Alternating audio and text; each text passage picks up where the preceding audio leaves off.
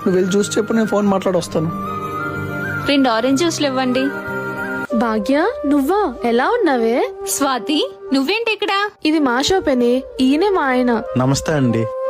ఏంటి స్వాతి, కాలేజీలో ఉన్నప్పుడు నేను అలాంటి వన్ చేసుకుంటాను, ఇలాంటి వన్ చేసుకుంటాను, ఇప్పుడేంటి ఇది? ఏం చేస్తాం భాగ్య, మనం అనుకున్నట్లు అన్ని జరిగితే ఆ జీవితమే కాదు కదా. నన్ను చూసావా, నేను చెప్పినట్టుగా మంచిగా డబ్బున్నవని చేసుకున్నాను. ఇప్పుడు నాకు దేనికి లోటు లేదు. మంచిదే కదా భాగ్య. నేను కోరడమే లేట్ అని నా కాల్ దగ్గరికి తీసుకొచ్చి పెడతాడు. మీ ఆయన అలా చేయగలడా?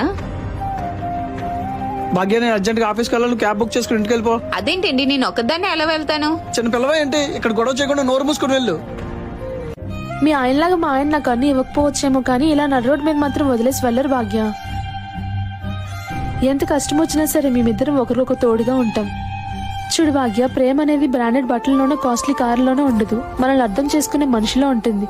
ఆ విషయంలో నేను చాలా లక్కీ.